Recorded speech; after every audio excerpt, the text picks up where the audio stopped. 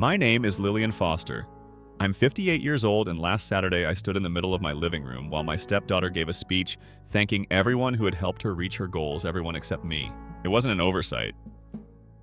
Chloe looked right at me before she raised her glass to her father, her late mother, her guidance counselor, her mother's sister, and even the neighbor who watched her dog during finals week. But not the woman who co-signed her college loans, drove her to SAT tutoring every Saturday for 2 years, and sewed her prom dress by hand when money was tight. I've spent the last 23 years quietly filling the gaps left behind by her mother, who passed when Chloe was 6. Her father, my husband Harold, never officially asked me to be a mother figure. It just happened. Gradually. I packed lunches, attended parent-teacher conferences, and one day I realized I knew Chloe's allergies and medical history better than Harold did. I never expected sainthood, but I thought I'd earned a footnote. For most of our marriage, Harold and I split household expenses while keeping our personal assets separate. It worked. He had 2 children from his first marriage. I had a son, Ben, from mine. We tried to be fair. Holidays were complex, but we made it work until Chloe hit high school and Harold became fixated on her future. That's when things shifted. Suddenly, Chloe's college expenses weren't just Harold's responsibility, they were family investments. I contributed to her fund, paid for her braces, helped with the down payment on her first apartment. I was told we'd be repaid eventually. Eventually never came. At the time, I was preparing for retirement after 30 years as a high school principal. I've worked with enough teenagers to know idealism and entitlement often travel together. I believed in second chances, but I also believed in boundaries. The graduation party was my idea, or so I thought. Chloe agreed to have it at our home. Harold said it would make her feel grounded. I cooked, cleaned, printed photos from her childhood. I arranged them across the mantle like a timeline of growth. Then came the slideshow. Photos of Chloe with her mother, Chloe at piano recitals, Chloe and Harold at her high school graduation, Chloe with her Aunt May, Chloe with her boyfriend. Not one photo with me, not one reference to anything I had done, even when she was wearing the dress I made with my own hands. Ben, my son, flew in from Chicago for the weekend. He leaned over during the slideshow and whispered, "Are they seriously pretending you don't exist?" I didn't answer. I just smiled and took another sip of wine. Then Chloe stood to give her speech. She thanked her late mother for being my compass, her father for working so hard, and her boyfriend for always believing in me. She cried. Everyone cried. And when she sat down to a round of applause, I quietly walked into the kitchen to clear plates. That's when I saw the iPad still connected to the living room TV. The screen had flipped to a group chat window, her private messages with Harold, Aunt May, and her boyfriend. At the top was Chloe's message, "Just keep Lillian busy during the slideshow. She doesn't need to see it. Harold, don't let her make a scene. This day is not about her." Harold replied with a thumbs up emoji. I stared at the screen, stunned not by the words but by the ease of them. The unspoken agreement between a father and daughter to erase the woman who made their celebration possible. I didn't scream, I didn't cry. I walked upstairs, opened my laptop, and opened a folder I had started months ago, estate planning. 3 days later, I signed papers to remove Harold from the house deed through our buyout clause. My IRA pension and 401k now go into a scholarship fund named after my mother, a public school teacher who never earned more than $40,000 a year, but raised 3 children with dignity. Last night, I passed the rose bush outside one Harold's mother planted in 1972. I cut every bloom, placed them in a vase, and left them on the kitchen table with a note. For Chloe's next milestone, I won't be here. Sometimes betrayal isn't loud. It's silent. It's smiling at you from across the room while quietly cutting you out of the story. And sometimes the only way to reclaim your space is to leave the room and build your own house entirely. 3 days after the party, Harold finally noticed something was wrong. Or perhaps he simply ran out of distractions. The dishwasher was emptied before he touched it. The coffee brewed itself on schedule, but the mugs were in the wrong cabinet. Small things, but men like Harold are often startled not by thunder but by the quiet that follows. "Are you upset about the party?" he asked over breakfast, slicing into his over-easy eggs without meeting my eyes. I was folding the newspaper, the real kind ink on paper, something I still insisted on getting delivered. "What part of the party are you referring to?" I asked evenly. He shifted. It was emotional.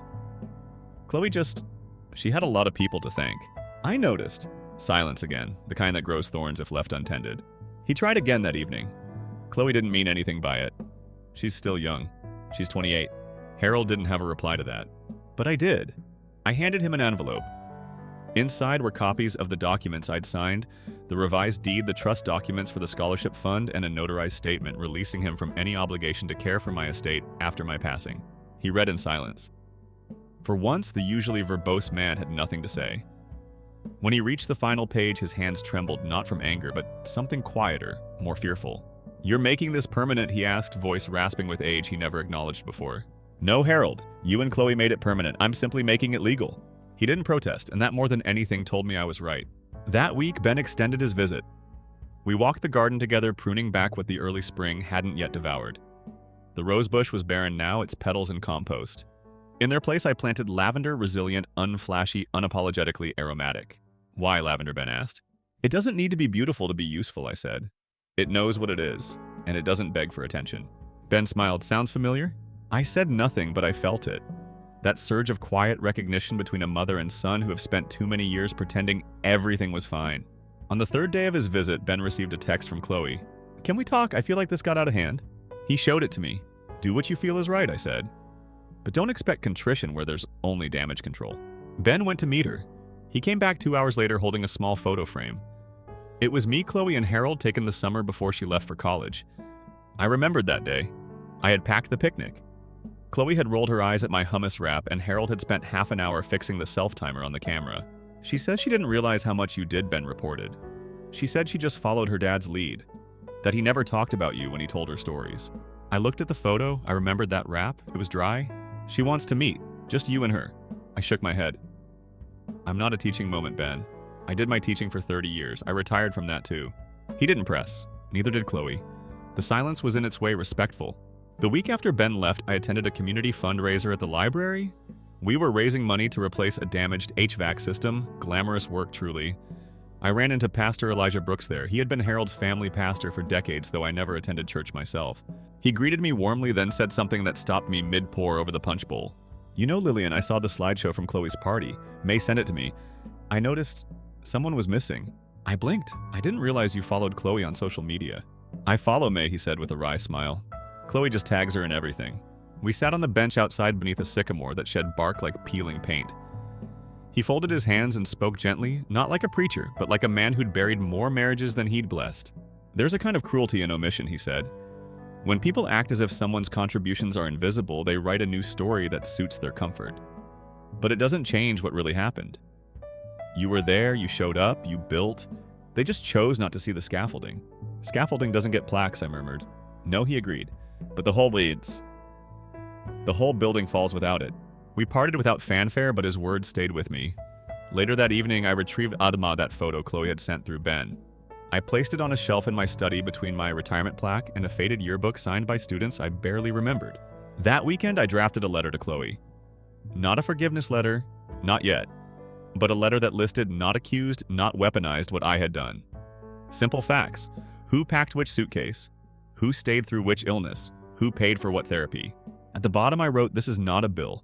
This is just the inventory of my absence in case you ever wonder why it feels colder now." I haven't sent it. Maybe I never will. But it exists. So do I.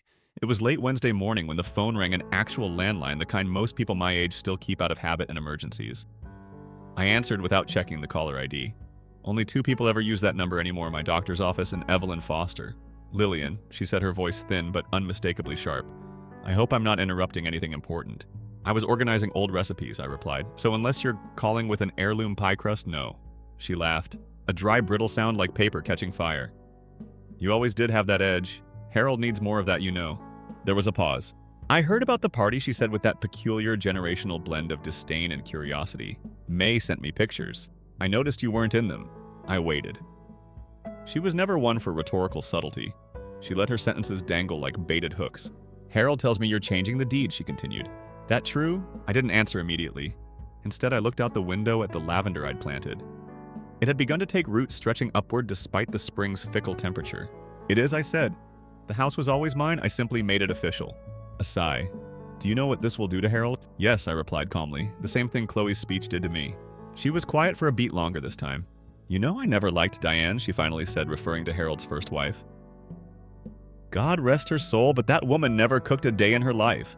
Always calling me for help as if motherhood came with a manual I was hoarding." This wasn't news to me. Evelyn often spoke in these elliptical confessions, half gossip, half absolution. "She left a mess," she added. "Not just Chloe and Tyler, financially." "Harold didn't tell you, did he?" I sat straighter. "She rewrote the will." Right before her second surgery, had Harold sign a survivorship clause on the family property. But she didn't update the trust. My stomach turned. Evelyn continued. The old version, the one she never revoked, had the lake house going to Tyler. But the maintenance costs fell on Harold. That's why he kept dipping into Chloe's college fund. And why he needed your help without telling you everything. I closed my eyes. The lake house. I hadn't thought of it in years. A place Harold refused to visit, claiming bad memories. I assumed it had been sold. It hadn't. It had been hemorrhaging money in silence, much like our marriage. I have a copy of the trust Evelyn added. She sent it to me for safekeeping. I can forward it. You deserve to know. I'd appreciate that I said my voice thinner than I expected. Lillian, she said after a pause. You were the only one who ever made Harold behave like a grown man. And Chloe, well, she never learned how to distinguish love from convenience. It was as close to an apology as I'd get from Evelyn Foster. And I knew better than to ask for more. The envelope arrived 2 days later. Inside were 6 pages faded, signed in blue ink with Diane Foster's distinct cursive looping across the margins. The trust had never been terminated. The lake house legally belonged to Tyler Harold's eldest son, but Harold had been paying the taxes on it for the last 11 years using joint funds, including mine. I made an appointment with a financial advisor the following week. Not Maren Wynn, my usual, she'd retired to Arizona, but someone new, a widower named Simon Glass. Former IRS auditor turned estate planner, soft-spoken, gray eyes, meticulous. Did you co-sign any of those transfers, he asked, poring over statements? No, I said, but the accounts were merged.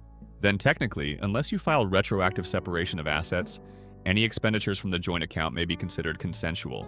Even if I didn't know, he nodded solemnly. Silence in financial law is often read as consent. I thought of the silence I had lived with, the quiet withdrawals, the absent conversations, the way Harold changed subjects whenever numbers came up. Simon adjusted his glasses. But if you want to isolate your retirement assets, there are ways to do it. Quietly, strategically. He slid a document toward me. I call this the Noah Clause. 2 of everything separated before the flood. I smiled despite myself. That sounds biblical. It is, especially in second marriages. That evening, I found myself sitting on the edge of our bed watching Harold snore softly beneath the comforter we picked out 5 years ago. He looked older now, or maybe I simply saw him clearly. I thought of Evelyn's voice, half brittle, half resigned. She never learned to distinguish love from convenience. Had I mistaken Harold's passivity for partnership? Had I poured decades of labor, emotional, financial, domestic, into scaffolding a family structure that was never designed to hold me? I didn't cry. I simply stood, pulled the comforter higher over Harold's chest, and walked down to the kitchen. There, I took the dried lavender from the vase and crushed a handful between my palms. The scent filled the room, clean, sharp, medicinal. A reminder that healing isn't always gentle.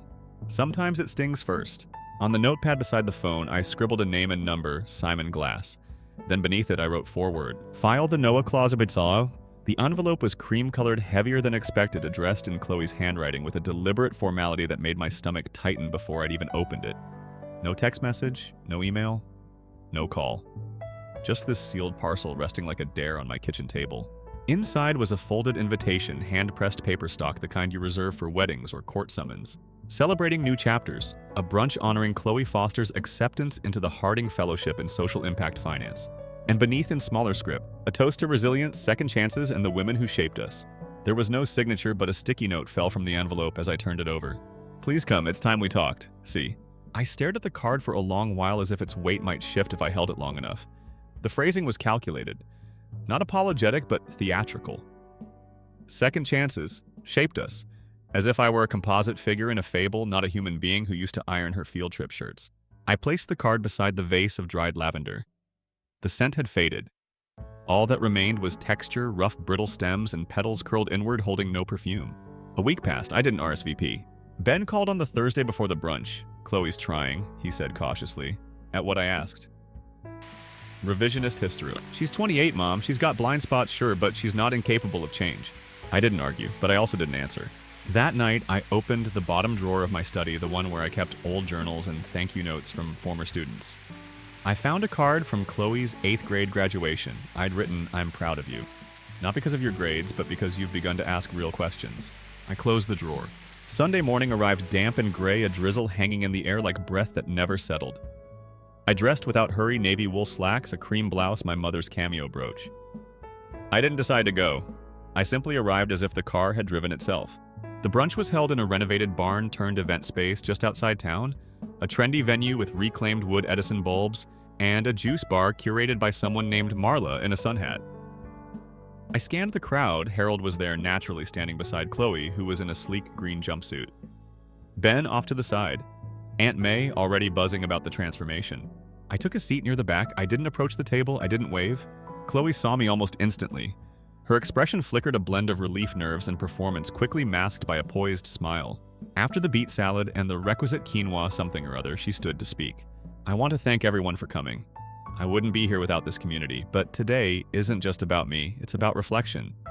About recognizing who shaped us even when we didn't know how to say thank you. She paused, looked directly at me. There's someone here who has stood in the shadows for too long. Someone who taught me the difference between showing up and simply existing. Lillian, I see you now. I'm sorry it took me so long. There was a smattering of polite applause. A few heads turned toward me. I didn't smile, but I didn't leave either. Later, Chloe found me near the coat rack. She approached like someone offering a peace treaty they weren't sure would be accepted. I meant what I said, she began. I know, I said gently. I didn't realize how much I erased. You didn't erase me, I replied. You just rewrote the parts you found inconvenient. She flinched, but nodded. I've been talking to Simon Glass, she offered, as if transparency might function as penance. He said you set up a scholarship. For first-generation educators, I confirmed. That's incredible. It's necessary, I said. She hesitated. Would you ever consider, I don't know, letting me be part of that help organize something, fundraise? I tilted my head. You mean curate my legacy? She looked down. I guess I still have a lot to learn. Then learn, don't perform it. She nodded again. She looked younger in that moment, not in age but in posture. Like the scaffolding had been stripped away and all that remained was raw structure. I didn't hug her, but I did place a hand briefly on her shoulder before walking out. As I drove home, the drizzle had stopped, but the roads were slick. The sky was the color of unpolished pewter. When I stepped into the house, I noticed the photo frame Ben had returned weeks ago still resting on the shelf between the yearbook and my retirement plaque. I moved it, not into storage, not into the trash, but to a new location in the guest room across from the window. Still visible, still part of the story, but no longer central. Harold called 2 days after the brunch. No preamble, just a measured, almost neutral. Are you free for coffee this week? It wasn't a question, really. It was a request dressed in civility, the kind we'd exchanged for years when the emotional terrain became too dense for simple language. We met at a quiet diner halfway between his office and my house, a place with cracked vinyl booths and coffee that tasted faintly of burnt toast. Familiar. Unremarkable. Safe. He arrived in his usual navy windbreaker, the one he refused to part with despite the frayed cuffs. He looked older. Not tired exactly, but subdued, like someone recently reminded of his own smallness in a world he once assumed bent to him gently. I wanted to talk about the lake house, he began, so we weren't easing into it. It's falling apart, he said. The dock's warped. Roof's going to need replacing. And Tyler's not interested. He's settled in Colorado, says he doesn't want the liability. Isn't it his liability? I asked softly. Harold nodded. Legally, yes. Practically, no. The taxes, the upkeep, those came out of our account for years. Our joint account. He met my eyes. I didn't think it would matter. That's the problem, Harold. You didn't think. The silence between us stretched long enough to invite a refill. The waitress poured it without asking, her glance flitting between us with the practiced detachment of someone who's seen dozens of middle-aged reconciliations fail over burnt eggs and too much pride. About you too much, I want to sell it, he finally said. I sipped my coffee, then do. I need your help, he said, voice quieter now. There's an easement, a clause Diane included before she died. The sale needs signatures from both spouses on file at the time of trust creation. That means you. I almost laughed, not because it was funny, but because life in its serenity often arrives like a slap wearing gloves. So now I exist on paper, I said. He didn't deny it. I'm not asking for money, he added quickly. Just help. I folded my hands. And what do I get in return? Closure A thank you speech. He winced. I deserve that. Yes, you do, I said evenly. But what I deserve is not a negotiation. It's respect. And respect would have meant transparency 15 years ago. He reached into his coat pocket and pulled out a folder. Inside financial statements, a copy of Diane's original trust, a letter from Tyler confirming his desire to disclaim the property. And on top, a handwritten letter from Evelyn. I opened it. The penmanship was sharp practiced. The ink smudged in 2 places. Lillian, if Harold's asking, it's because he doesn't know how to say what he should. You were the only thing that kept this family from splintering. I didn't say it then, but I should now. You mattered. You still do. Evelyn. I closed the letter carefully, as if folding it too fast might break something inside me. I'll sign, I said, but not today. He nodded. Fair. I have conditions. He looked up. First, the proceeds from the sale go to paying off any debts tied to the property. Not to Tyler, not to Chloe, and not to you. Done. Second, I want full financial separation formalized retroactive to 3 years ago. His face paled slightly, but he nodded again. And third, when Evelyn passes, I want nothing from the estate. Nothing at all. But I want a letter signed stating that no one will use my name or image in any future family obituary, tribute, or slideshow without written permission. It wasn't spite, it was clarity. I would no longer be a footnote in someone else's curated mythology. He stared at me for a long moment.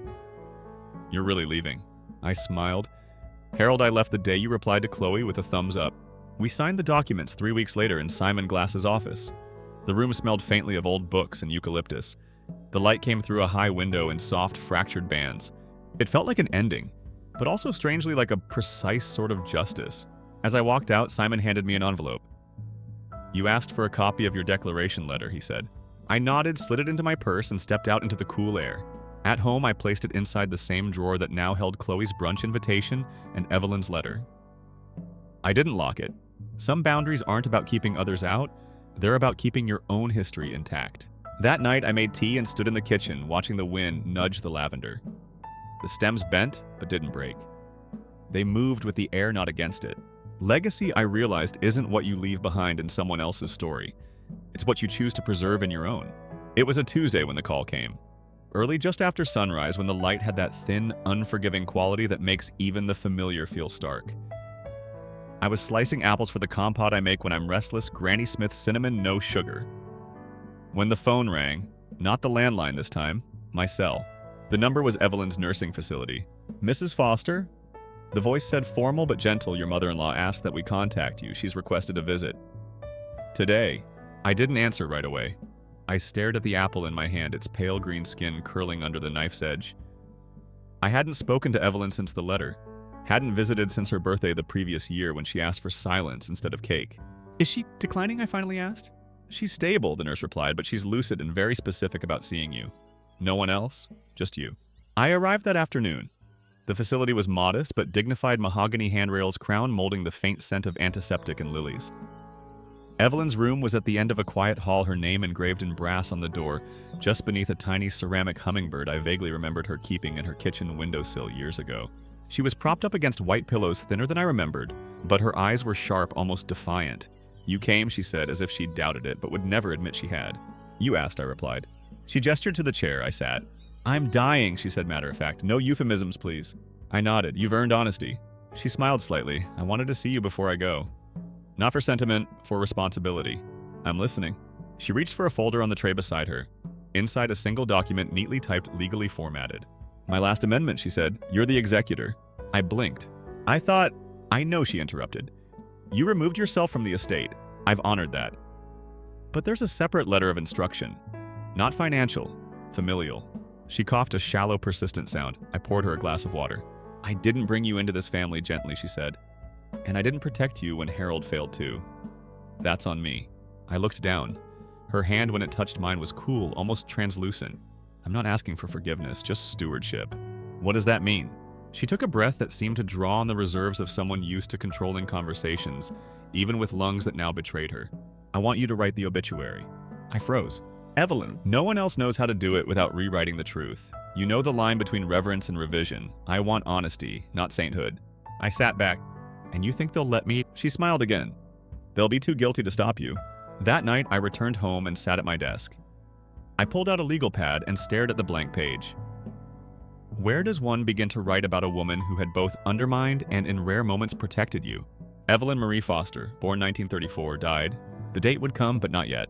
Instead, I wrote about the garden she kept, the sourdough starter she maintained through 4 presidencies, the way she never said I love you, but pressed your coat collar flat with practiced care. I wrote about the marriage she mourned longer than she admitted, and the children she defended even when they failed to earn it. I wrote about the way legacy isn't clean, that it's not about what you leave behind, but who remembers you and how. And then I stopped, because I couldn't write the ending, not yet. 2 days later, Chloe called. I heard you visited Grandma. I did. She hasn't asked for me. Chloe said, her voice smaller than usual. She asked for me, I said, specifically. There was a pause. She always seemed disappointed in me, Chloe said. She expected you to know better, I replied. Not be perfect, just aware. I want to visit, she said, but I'm not sure I'll say the right thing. Then listen, I said. That's harder, but it means more. That evening, I returned to Evelyn's room. She was asleep when I arrived, breathing shallowly, a copy of The Prophet open on her lap. I sat quietly reading Khalil Gibran's underlined passages.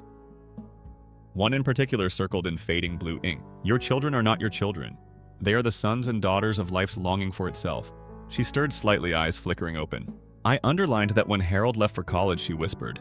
I thought it meant I had to let go. I didn't realize it also meant I had to make space for the people they brought home. I reached for her hand. You did the best you could, I said, even when it didn't look like it. She nodded, eyes closing again. Later, as I drove home, the moon hung low, full, bright, indifferent. The kind of moon that makes you feel both incredibly small and inexplicably anchored. Legacy, I thought again, isn't about permanence. It's about permission. To be flawed. To be remembered. To be understood, not erased. Story 2. When I assist an elderly neighbor, my family laughs. But I became a millionaire thanks to her gift. In the small town outside of Chicago where I grew up, everyone knew one another. In a sense, neighbors continued to borrow sugar from one another there. People judge you based on the truck you drove, and gossip spreads quickly. On Sundays, church parking lots were converted into car dealerships. People stared at you as if you had personally insulted the flag if you weren't driving an American-made vehicle. Their high school glory days never truly ended. Friday night football was a religion, and last names were more important than resumes. As far back as I could recall, it always seemed like I was the missing piece in a puzzle. My older brother Michael was the object of my parents' unwavering pride, Robert and Donna. He was the best athlete and a golden boy who was incapable of doing anything wrong. The one who had our parents' undivided attention at all times. People took notice when he entered a room. They would probably just remind me not to damage the carpet if I had burned myself alive in the middle of the living room. I wasn't a mischievous child. I worked really hard, avoided trouble, and received good grades. However, it never seemed sufficient. My parents gave Michael the keys to a brand new Ford F-150 with all the bells and whistles when he turned 18. In town, it was the type of truck that attracted attention. The sort of truck that stood out. I remember standing there 16 at the time, watching him climb in with a lottery winner's smile. Not just because of the truck, but also because of what it represented. That moment stayed with me. He was our joy and pride. There wasn't a brand new truck waiting for me in the driveway when I turned 18 2 years later. No unexpected present, not a moment to celebrate. Rather, my parent gave me an envelope containing a $20 lottery ticket and a birthday card. I told myself it didn't matter, forced a smile, and acted as though I didn't care. However, it did. It did every time. I had to be realistic, rather than holding out for handouts that would never arrive. I purchased a used Toyota Corolla after saving every penny I made. It was anything but impressive. A cracked windshield, faded paint, and a radio that only turned on when it felt like it. However, it helped me get where I needed to go. It was mine more than anything else. I covered the cost. I was proud of the fact that I kept it up. Naturally, though, it served as just another reminder to my family of how different I was from Michael. Toyota. What will you also begin preparing sushi? When my father saw it, he had chuckled. You ought to have purchased a genuine vehicle for yourself. I ignored it and bit my tongue. That was simpler. I lived my life like that. I was squandering energy, time, and potential. The fact that I was working 2 jobs to pay for college didn't matter. That I was working long nights at the diner and balancing shifts at the neighborhood supermarket during the day. In contrast, Michael drove around in that gleaming F-150 as if he owned the town and had his tuition paid for by my parents. I was like a younger brother to him, unable to keep up. Every time he saw me, my apron serving fries to the kids who used to sit behind us in homeroom, he would give me a pitying glance. Rough night, he would say. He was leaning against his truck and drinking an expensive energy drink as if he had it all the time. I told myself that I didn't care about their approval and that it didn't bother me. In my heart, though, I did. I wanted them to notice me and realize that I was making a difference. I desired to be significant. I usually fell asleep exhausted after my shift at the diner, only to wake up a few hours later and repeat the process. The cycle never stopped. Work, school, go to sleep, do it again. I felt like I was barely hanging onto a conveyor belt that was going full speed. It was difficult for me to recall the last time I had a whole weekend off, but I clung to one thought in spite of my fatigue and the continual reminder that I wasn't Michael. Things would change one day. I disproved them all one day. I simply didn't realize that day would arrive so quickly. I felt more and more like my family thought I was a walking joke the more I tried to succeed in life. I paid for my own classes and worked 2 jobs, but in my dad's opinion, none of it ever seemed to matter. Only when it resulted in a fat paycheck did hard work matter. Furthermore, I was squandering my time because I wasn't out there earning a lot of money or moving up the corporate ladder.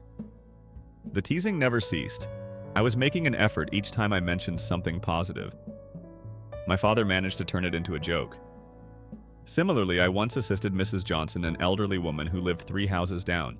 She was pushing 90, barely able to get around, and her front steps were falling apart. I spent a weekend patching them up just to make sure she wouldn't trip and take a bad fall. During dinner, I casually brought it up in the hopes that I might receive some sort of recognition. My father simply shook his head and grinned. "Yes, and did you pay your rent for your trouble?" I ignored it.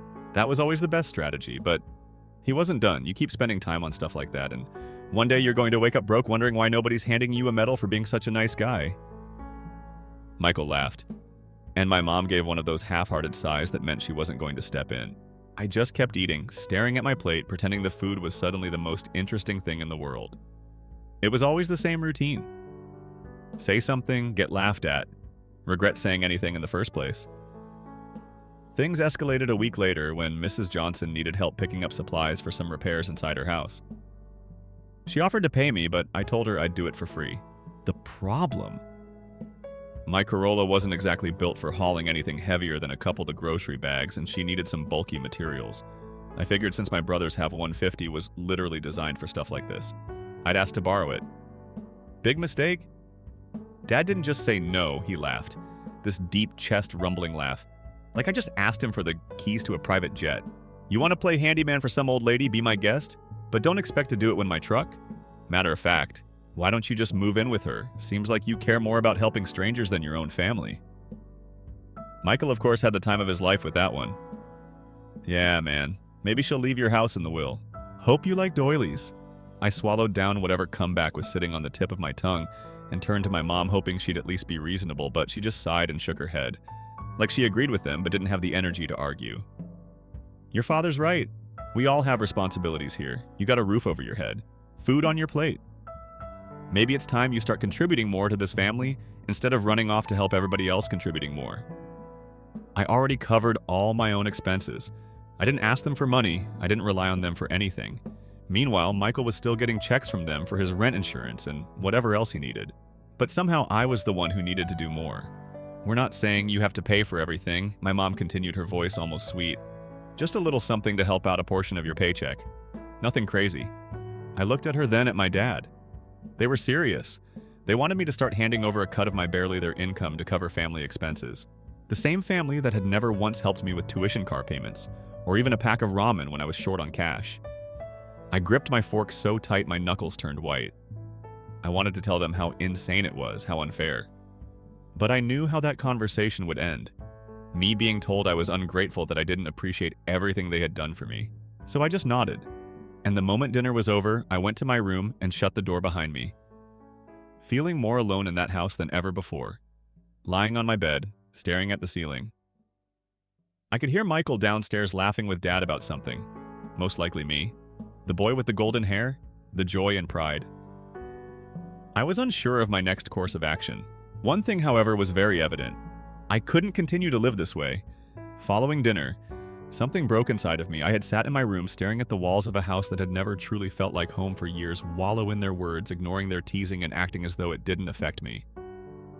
However, I knew I was done. I would no longer plead for their blessing. I got up early the following morning and departed before Michael or my father could begin to work on me once more. I chose to do something constructive with my rare day off from the diner, rather than spending it cooped up in my room avoiding them. I got to Mrs. Johnson's house that way. Mrs. Johnson had lived in the area for a longer period of time than I had. She was the type of person who always had a fresh pitcher of iced tea on hand for visitors who were well-informed but never intrusive, and who produced the most delicious banana bread I've ever had. She had mostly kept to herself after her husband's death approximately 10 years ago. Once, one of the houses on the block, the house had begun to show signs of aging. Paint peeling overgrown shrubs, and now a broken fence following the storm last week. She gave me the kind of friendly smile I hardly ever saw at home when I knocked on her door. She shook her head and gave me a long, hard look. "What the devil are you doing up this early on your day off, Jacob?" Like all the other young people, shouldn't you be sleeping? She just stared at me for a moment, her eyes softening as if she wasn't used to people offering anymore after I told her that I thought she might need some assistance with her friends. Before we started, she insisted that I come inside for some tea, laughed and told me that I was too nice. It felt good to help her. There was no sense of obligation to prove anything, no biased remarks and no judgment. Just sincere labor done by someone who genuinely valued it. The majority of the morning was devoted to removing the damaged wooden panels and tidying up the mess. As she sipped her tea on the porch, she told me about the town's history, including how she and her husband had constructed the fence themselves, how they use a host, and how they used to have barbecues every summer before things became quieter. I was sweating and covered in dirt by noon. However, I didn't feel tired for the first time in a long time. I felt helpful. Naturally, I had to return home after that. As soon as I reached the front door, I realized my error. My dad appeared to be waiting for me as he sat in his chair with his arms crossed and watched a sports channel. Leaning against a counter in the kitchen, Michael smirked as if he already knew that whatever was going to happen was not going to work out well for me. Dad said, muting the television. "All day, where have you been?" I informed him. A huge error. He twisted his face as if I had just told him that I had burned money all afternoon. One of those dry chuckles that usually precedes an insult escaped his lips. "You worked on an elderly woman's fence all day." Are you serious? I was already regretting not breaking in and heading straight to my room as I stood there clutching the straps of my backpack. Leaning forward as if to impart some transformative knowledge, he shook his head. "Do you wish to be helpful? Instead of wasting time on a woman who has no connection to you, how about you start contributing here? You certainly can't afford to sit around all day, but she might be able to." Naturally, Michael jumped in. "She got you a free job, dude. What, you submitted an application? Perhaps he will become your new grandson." My jaws clenched tightly. I have 8 teeth. I was aware that responding would only serve to fuel their fire.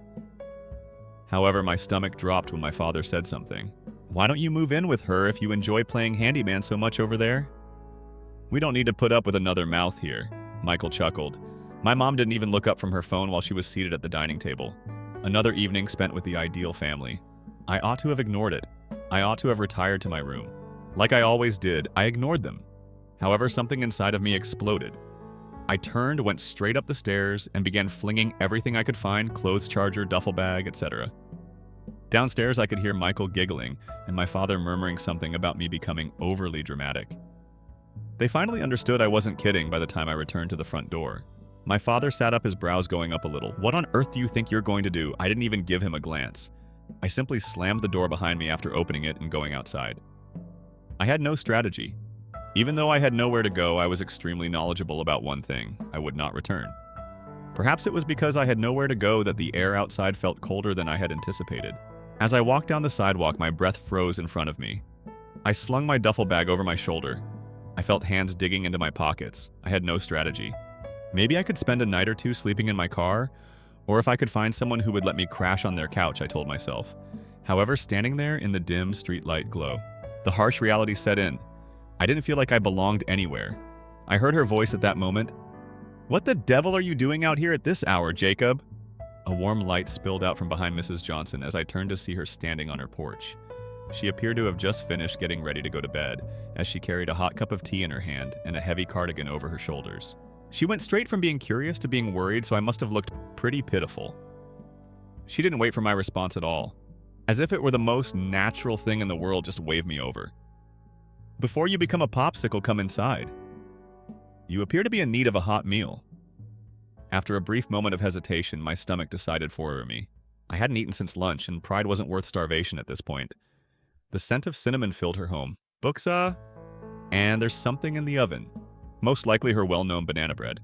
It wasn't elaborate.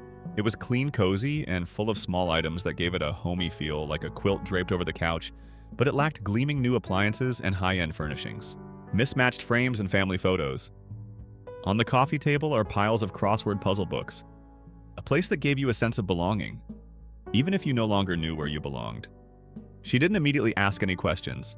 Took me straight to the kitchen, put a bowl of homemade chicken and dumplings in front of me, and sat me down. It wasn't until I took the first bite that I realized how hungry I was. It was easy, like something your grandmother would make. However, I think it was the best thing I've ever tasted.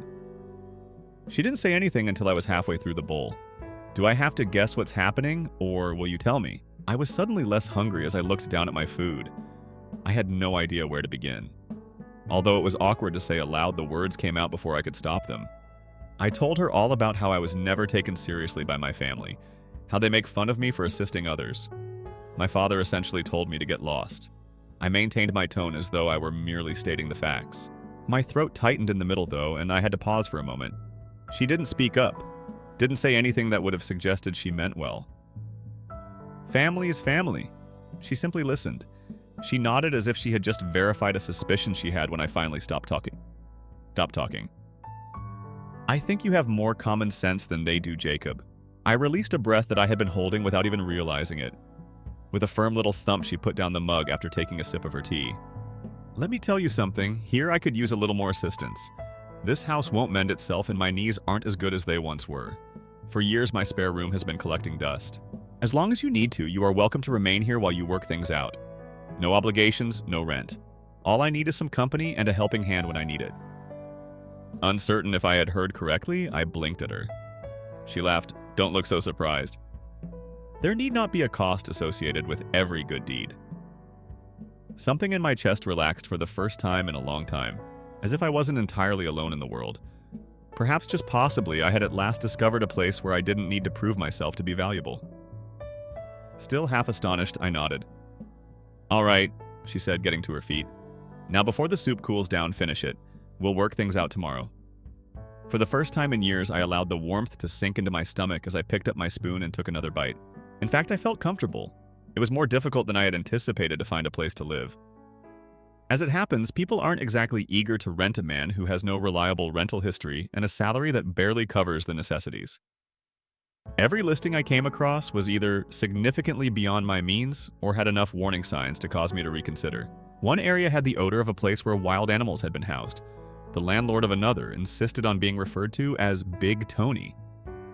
That was a pass indeed. Mrs. Johnson kept telling me not to hurry even though I was beginning to feel anxious. When the time is right, the right location will present itself. Like the universe had a real estate agent working behind the scenes specifically for me, she would say. She was not mistaken. It took me several days to find what I was looking for. The old house was transformed into apartments. The setup was inexpensive, but it lacked glamour. $300 a month, 3 bedrooms, and a shared kitchen and bathroom. The other 2 residents were roughly my age. At a warehouse, one worked night shifts. The other was completing his trade school education. They appeared respectable enough, and more significantly, they showed no concern for the fact that I was barely making ends meet. In return for me picking up his Amazon packages while he was at work, the warehouse guy even gave me his Wi-Fi password. I moved in the following day after signing a lease that same afternoon. It was only a duffel bag, nothing more. I was able to find a used mattress and some dishes at a thrift store for a reasonable price. I discovered a stack of milk crates behind the grocery store, which I used as my bed frame. It was my setup, but it wasn't exactly a dream. It felt strange to be living alone, or at least away from my parents' home. I was able to return home for the first time without having to prepare for another lecture. There was not a single question about my whereabouts activities or the reasons behind my failure to perform. The silence was almost unbearable. I wasn't whining, though. Nevertheless, despite my efforts to adapt to my new surroundings, I kept returning to Mrs. Johnson's. At first, it wasn't even intentional. Her favorite brand of tea was on sale one day when I was at the grocery store. I picked up a box and went to her house to deliver it before I had a chance to consider it. The following week, that resulted in repairing a leaking faucet, assisting her with furniture, rearranging and replacing a light fixture. I stopped by frequently before I realized it. She always had a pot of coffee or a fresh plate of cookies waiting when I arrived, even though she never invited me. She sighed and seemed to have a new perspective on the house one evening while I was repairing a drafty window in her living room. I should probably tell you that I'm completely in control. The screwdriver almost fell out of my hand. She gave a nod. For years, my sister-in-law has been urging me to relocate to Florida. She has a large house and a small farm, and to be honest, I'm sick of winter. I decided to try to process it by sitting back on my heels. I hadn't even considered the possibility of her leaving. Over the past few weeks, her house had seemed to be the only thing that was stable in my life. It felt wrong to imagine it sitting empty or worse, occupied by someone else. She reached over and patted my arm as if she had noticed something in my face. Don't appear so devastated right now. It's a good thing. In addition, I won't be departing tomorrow. To feel strange about not stopping by, I forced a smile and nodded. She laughed. You had better come over or I'll have to make the long trip back to give you a reality check. That evening, just as I was about to leave, she briefly vanished into the back room and returned with a small wooden box. The item appeared to have been on a shelf for decades, indicating that it was old. She pressed into my hands and said, "This was my husband's." He was an old coin collector, not very fancy. He only learned a few small things over the years. They would one day be valuable, they always said. "I want it for you." She waved me away when I started to object. "Jacob, don't argue with an elderly woman. Simply accept it." I accepted it, and I felt like I was being seen for the first time in a long time. Not as a hardship, not as a letdown, as a person who was important. Unbeknownst to me at the time, that small box was going to have a profound impact on my life. I dragged myself back to my room, kicked off my shoes, and fell onto the sagging mattress after working another long shift at the diner.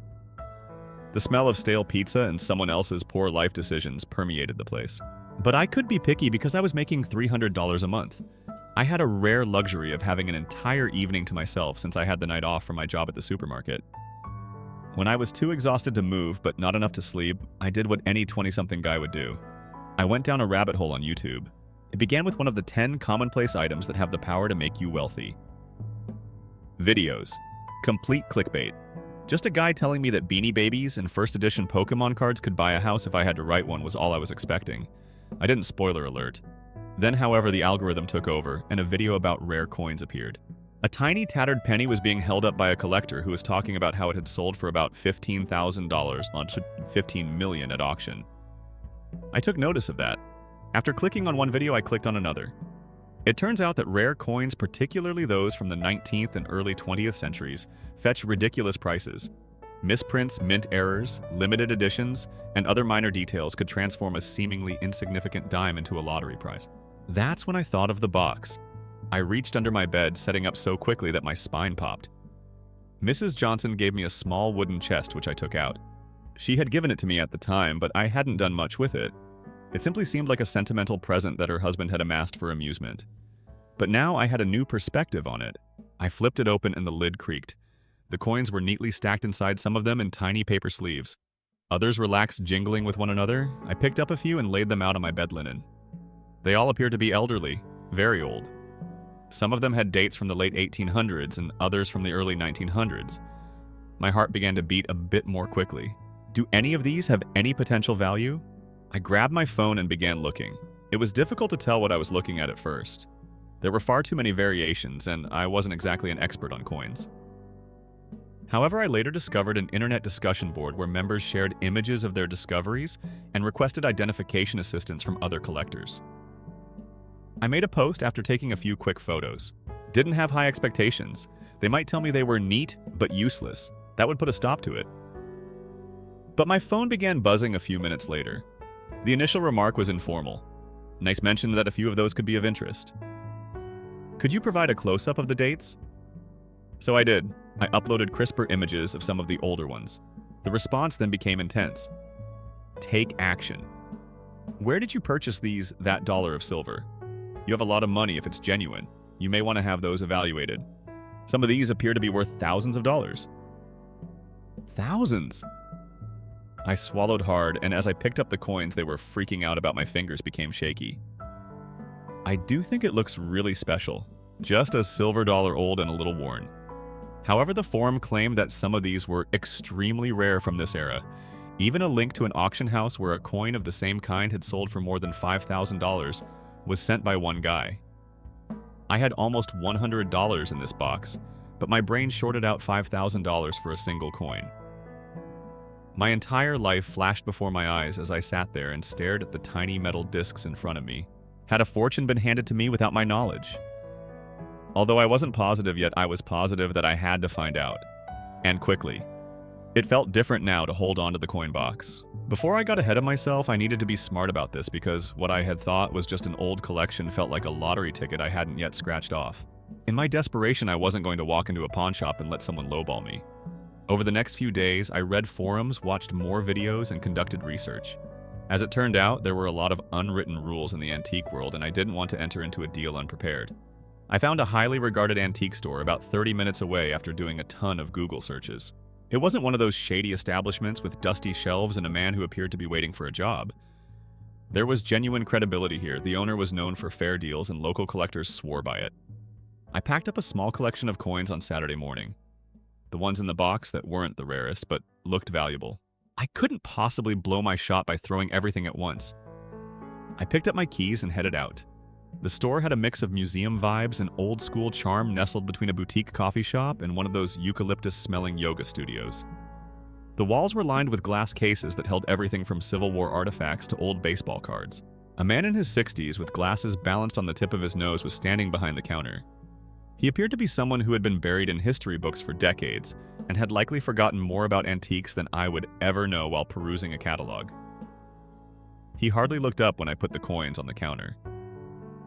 Purchasing or selling.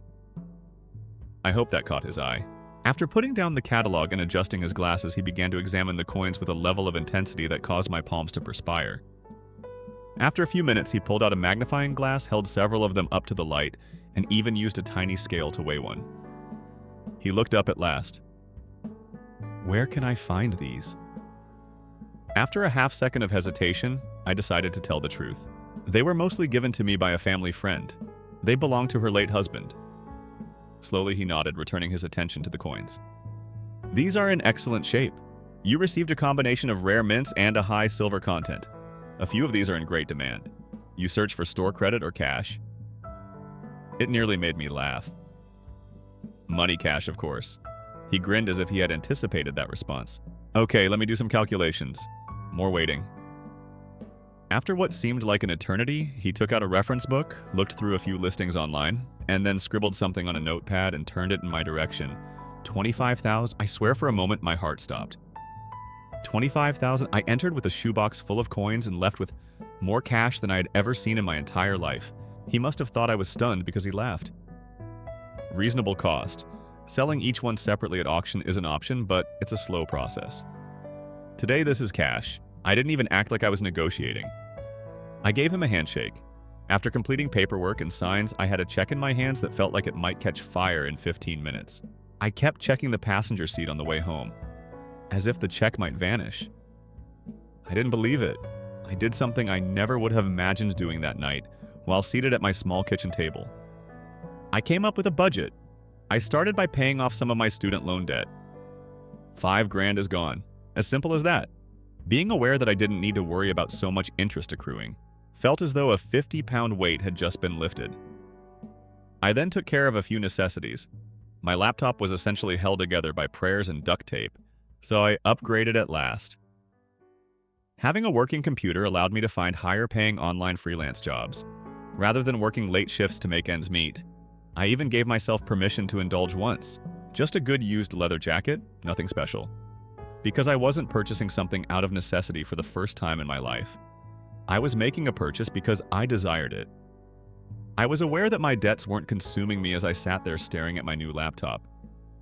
Something made sense for the very first time. I wasn't making it through. I was in charge. And that emotion, which was more valuable than any sum of money. The process of selling that initial batch of coins was only the start.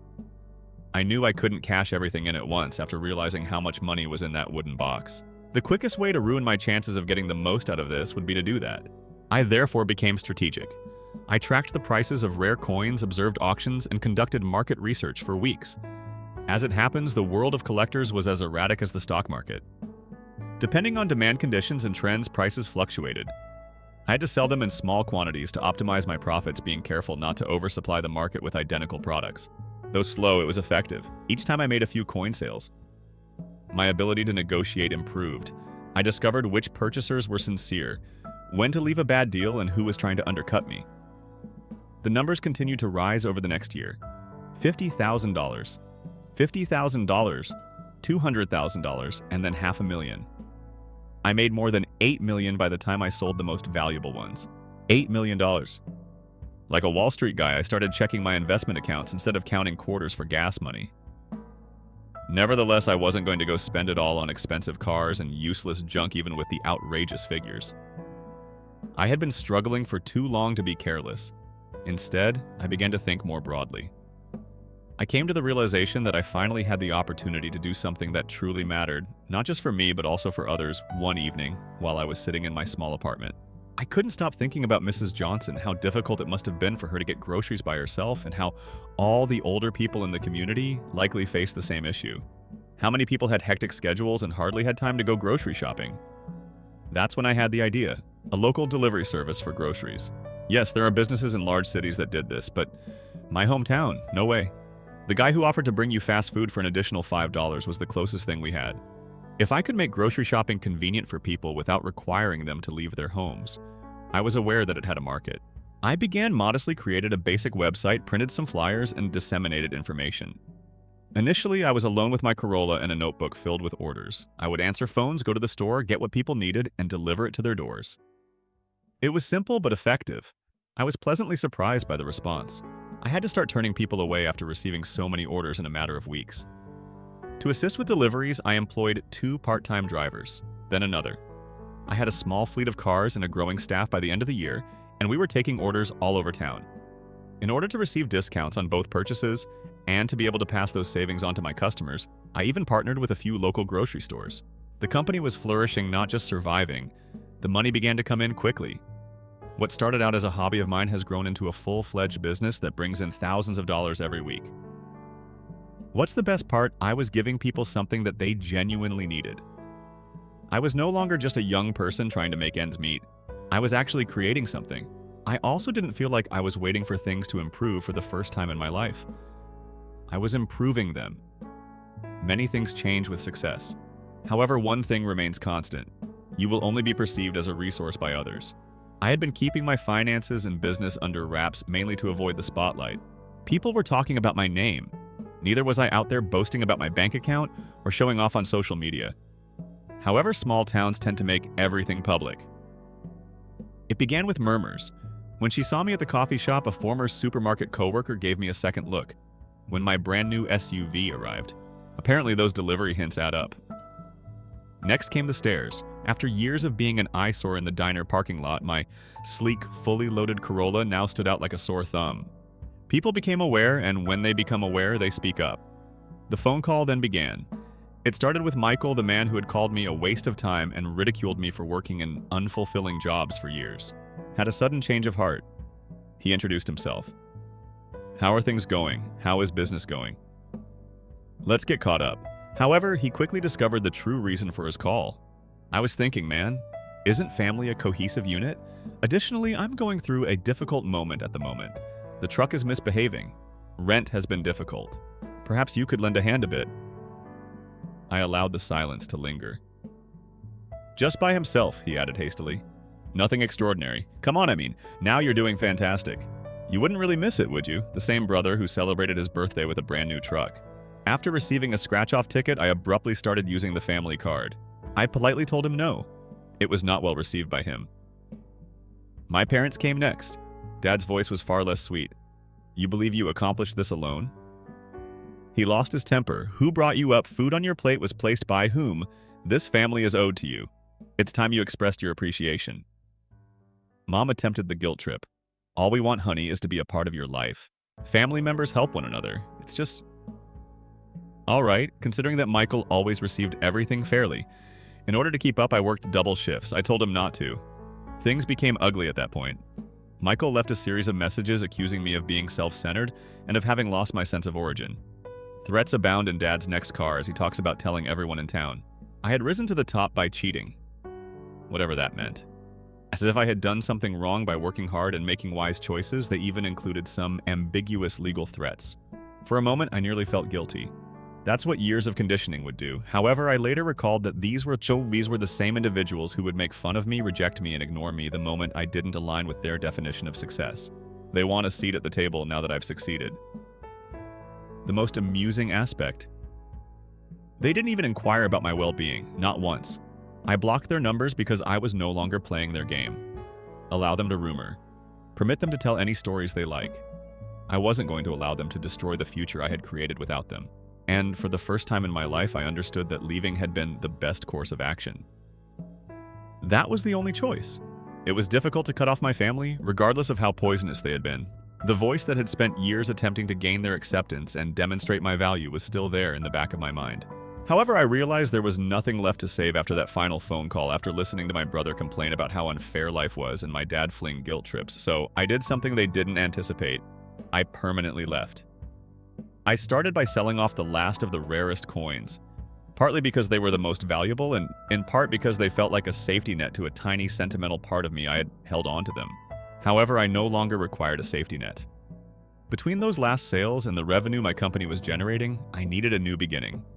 If I was leaving my old life behind, I was doing it right, and I had more than enough to make a serious move. So I packed up. I purchased a property in Texas and found a buyer for my house. A warm place, somewhere where the economy is flourishing. Furthermore, I would like to be far from the people who had made me feel inadequate for years. It was strange to move. From a small apartment in my hometown, I moved to a sleek, contemporary home in a city where no one was aware of my past. Nobody recognized me as the young employee at this supermarket. I was just another businessman, another guy who made things happen. It blew up. By extending my delivery service into a major city, I was able to increase my clientele demand and opportunities. I had a full staff, a proper office, and relationships with nearby grocery chains that helped me run my business more efficiently in a matter of months. What had begun as a one-man operation had grown into a business that was truly becoming well-known. People respected me because of the work I did, not because of some fictitious familial duty. I became friends with people who shared my passion and desire to make a difference. What's the best part? And nobody knew anything about me. Almost anybody, actually. I continued to communicate with Mrs. Johnson. She had at last relocated to Florida and was enjoying the peaceful, cozy life she had earned. She would occasionally ask me if I was eating enough and remind me not to overwork myself during our brief phone conversations. I sent her little things that I knew would make her happy, like her favorite teas and care packages. And each time we spoke, I reflected on how my life might have turned out if I hadn't assisted her in repairing that fence. I received a text from an unidentified number one evening as I was wrapping up the office. "I've heard of your success, Jacob. I hope you don't forget your origins. Call me whatever you want, but I need a name." I spent a long minute looking at the screen. I blocked a number after that. I had changed from who I was in those days. For the first time in my life, I didn't need anyone's approval but my own because I had created something genuine and proud of. At last, I was free.